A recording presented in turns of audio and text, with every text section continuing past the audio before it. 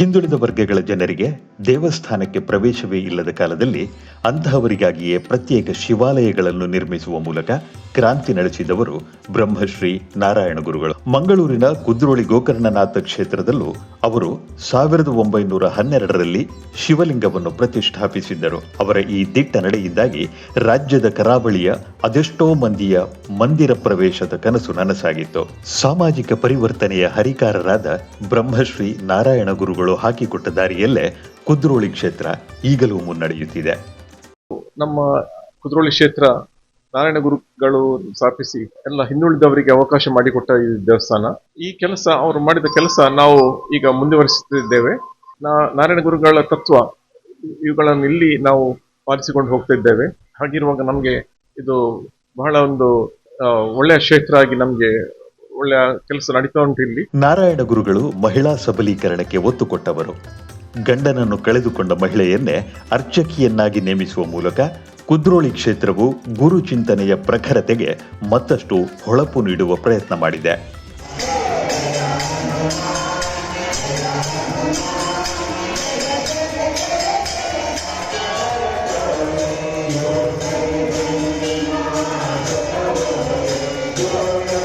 ಹಿಂದುಳಿದ ವರ್ಗದವರಿಗೆ ಕ್ಷೇತ್ರಕ್ಕೆ ದೇವಸ್ಥಾನಗಳಿಗೆ ಪ್ರವೇಶ ಇರಲಿಲ್ಲ.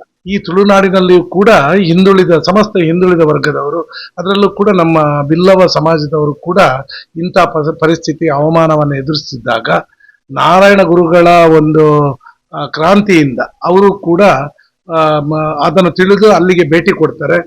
ನಾರಾಯಣ ಗುರುಗಳು 1908ರಲ್ಲಿ ಇಲ್ಲಿಗೆ ಬರ್ತಾರೆ. 1912 ಫೆಬ್ರವರಿ 21ಕ್ಕೆ ಈ ದೇವಸ್ಥಾನದ ನಿರ್ಮಾಣ ಪೂರ್ಣಗೊಂಡಾಗ ಬ್ರಹ್ಮಶ್ರೀ ನಾರಾಯಣ ಗುರುಗಳೇ ಶಿವಲಿಂಗೆಯನ್ನು ಕೇರಳದಿಂದ ತಂದು ಇಲ್ಲಿ ಪ್ರತಿಷ್ಠಾಪನೆ ಮಾಡಿರುವಂತಹ ಪುಣ್ಯಕ್ಷೇತ್ರ ನಾರಾಯಣ ಗುರುಗಳು ಕರ್ನಾಟಕ ರಾಜ್ಯದಲ್ಲಿ ಸ್ಥಾಪಿಸಲ್ಪಟ್ಟಂತ ಒಂದು ಏಕೈಕ ಕ್ಷೇತ್ರ ಕುದ್ರೋಳಿ ಗೋಕರ್ಣನಾಥ ಕ್ಷೇತ್ರ. ಆ ದಿವಸದಿಂದ ಸಮಸ್ತ ಹಿಂದುಳಿದ ವರ್ಗದವರಿಗೆ ದೇವಸ್ಥಾನಕ್ಕೆ ಹೋಗ್ಲಿಕ್ಕೆ ಪ್ರವೇಶ ಸಿಕ್ಕಿದ್ದು ಅನ್ನುವಂಥದ್ದು ಇತಿಹಾಸ. ಬಹುಶಃ 2011 ಅಕ್ಟೋಬರ್ನಲ್ಲಿ ದೀಪಾವಳಿಯ ದಿವಸದಲ್ಲಿ ವಿಧವೆಯರಿಂದಲೇ ಇಲ್ಲಿ ಚಂಡಿಕಾ ಹೋಮ ಮಾಡಿಸಿ ಬೆಳ್ಳಿಯ ರಥೆಯನ್ನು ಎಳೆದು ಅವರಿಗೂ ಕೂಡ ಸುಮಂಗಲಿಯರಾಗೆ ಸೀರೆ, ಹಾಗೆ ರವಕೆ ಕಣ, ಹಾಗೆ ಬಳೆ, ಮಲ್ಲಿಗೆ ಹೂವು, ಅರಶಿನ ಕುಂಕುಮವನ್ನು ಕೊಟ್ಟು ಗೌರವಿಸಿ ಆ ಒಂದು ವಿಧವೆ ಅನ್ನುವಂಥ ಪದ ಮುಂದೆ ಬಳಕೆ ಮಾಡಬಾರ್ದು ಅನ್ನುವಂಥ ಒಂದು ದೊಡ್ಡ ಕಾರ್ಯ, ಒಂದು ಕ್ರಾಂತಿ ನಮ್ಮ ಕ್ಷೇತ್ರದಲ್ಲಿ ಆಗಿದೆ ಅಂತ ಹೇಳಲಿಕ್ಕೆ ಬಹಳ ಸಂತೋಷ ಇದೆ. ಇದರ ಮುಂದುವರಿದ ಭಾಗವಾಗಿ 2013ರಲ್ಲಿ ಇಲ್ಲಿ 2 ಗಂಡ ಸತ್ತು ಹೋದಂತಹ ಮಹಿಳೆಯರನ್ನು ಅರ್ಚಕಿಯನ್ನಾಗಿ ಇಲ್ಲಿ ನೇಮಿಸಿರುವಂಥದ್ದು ಕೂಡ ಇವತ್ತು ಕೂಡ ಒಂದು ಗಂಡನನ್ನು ಕಳೆದುಕೊಂಡಂತ ಒಂದು ಮಹಿಳೆ ಈ ದೇವಸ್ಥಾನದಲ್ಲಿ ಅರ್ಚಕಿಯಾಗಿ ಸೇವೆ ಸಲ್ಲಿಸುತ್ತಿರುವಂತದ್ದು. ಈ ಕ್ಷೇತ್ರದಲ್ಲಿ 2013ರಲ್ಲಿ ಅರ್ಚಕಿಯಾಗಿ ನೇಮಕವಾದವರು ಇಂದಿರಾ ಶಾಂತಿ.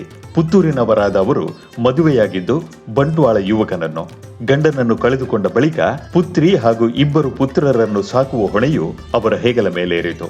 ಬೇರೆ ಬೇರೆ ಕಡೆ ಕೆಲಸ ಮಾಡಿಕೊಂಡು ಕುಟುಂಬವನ್ನು ಪೊರೆಯುತ್ತಿದ್ದ ಅವರು ಕನಸು ಮನಸ್ಸಿನಲ್ಲೂ ಅರ್ಚಕಿಯಾಗುವ ಬಯಕೆ ಹೊತ್ತವರಲ್ಲ.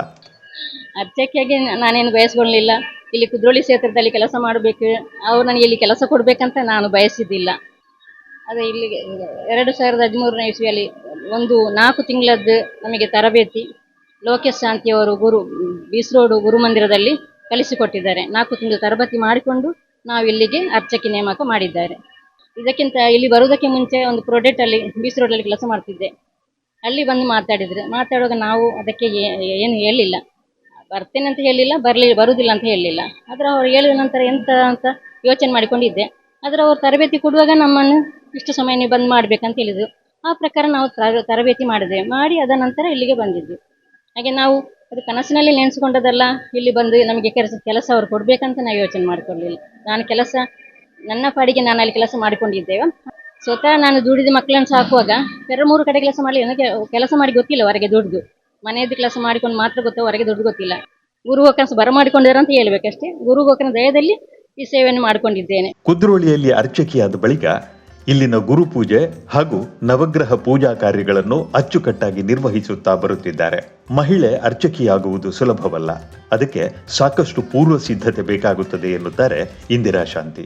ಅರ್ಚಕಿ ಆದ ನಂತರ ಅಂದ್ರೆ ಇಲ್ಲಿ ಗಂಡಸರು ಮಾಡೋದಕ್ಕೆ ನಮಗೆ ತುಂಬಾ ವ್ಯತ್ಯಾಸ ಉಂಟು. ಅಂದ್ರೆ ನಮಗೆ ಮನೆ ಕೆಲಸ ಮಾಡಿಕೊಂಡು ನಾವು ಮಾಡಬೇಕು. ನಾವು ಎದ್ದುಕೊಂಡು ಅವರಿಗೆ ಸ್ನಾನ ಮಾಡ್ಕೊಂಡು ಸೀದಾ ಬರೋಕ್ಕೆ ದೇವಸ್ಥಾನಕ್ಕೆ ಆಗುದಿಲ್ಲ. ನಮ್ದಲ್ಲಿ ಕಲಿಸಿಕೊಟ್ಟ ನಿಯಮಗಳನ್ನೆಲ್ಲ ಪಾಲಿಸ್ಕೊಂಡು ಬರಬೇಕು. ಜಪ, ನಮಗೆ ಸ್ತೋತ್ರ, ಪ್ರಾರ್ಥನೆ ಎಲ್ಲ ಮಾಡುವುದನ್ನು ಮಾಡಿಕೊಂಡು, ಈಗ ಗುರುಪೂಜೆ ಸಹ ನಾನು ಮನೆಯಲ್ಲಿ ಮಾಡಿ ಬರುವುದು. ಆಗ ನನಗೆ ಹೆಚ್ಚಿನ ಸಮಯ ಬೇಕಾಗ್ತದೆ, ತಾಳ್ಮೆ ಹೆಚ್ಚು ನಮಗೆ ಬೇಕು. ನಮಗೆ ತಾಳ್ಮೆ ಹೆಚ್ಚು ಬೇಕು. ಭಕ್ತಿ ಶ್ರದ್ಧೆಯಲ್ಲಿ ನಾವು ಆದಷ್ಟು ಮನಸ್ಸು ಮಾಡಿಕೊಂಡು ಅದು ಮಾಡಿದಲ್ಲಿ ಮನಸ್ಸಿಗೆ ತುಂಬಾ ಒಳ್ಳೆಯದಾಗಿದೆ.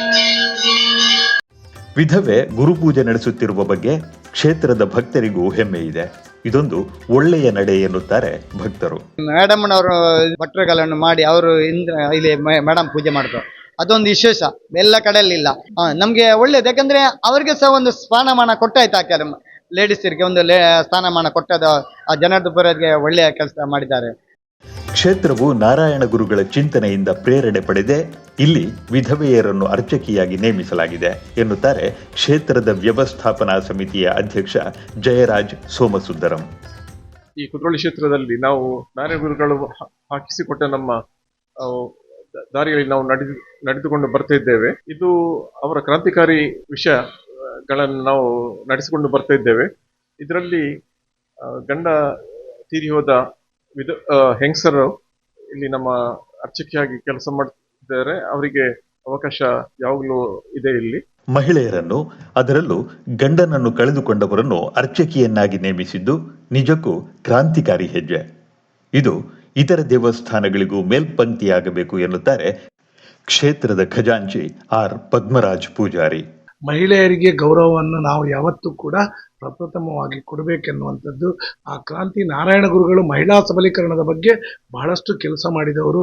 ಆದ್ದರಿಂದ ಮಹಿಳೆಯರಿಗೆ ಎಲ್ಲಿ ಅವಮಾನ ಆಗುತ್ತೆ ಅದನ್ನು ನಾವು ತಡಿಬೇಕೆನ್ನುವುದು ಇಲ್ಲಿಯ ನಮ್ಮ ಮಾನ್ಯ ಶ್ರೀಮಾನ್ ಬಿ ಜನಾರ್ದನ್ ಪೂಜಾರಿ ಅವರ ಒಂದು ಇಂಗಿತವಾಗಿತ್ತು. ಆ ಪ್ರಕಾರ ಇಲ್ಲಿ ಅವರನ್ನು ಗಂಡ ಸತ್ತ ಮಹಿಳೆಯನ್ನು ಇಲ್ಲಿ ಅರ್ಚಕಿಯಾಗಿ ನಾವು ನೇಮಕ ಮಾಡಿರುವಂಥದ್ದು. ಇದು ಬಹುಶಃ ನಮ್ಮ ದೇಶಾದ್ಯಂತ ಎಲ್ಲ ಕಡೆಯೂ ಆಗ್ಬೇಕನ್ನುವಂಥದ್ದು.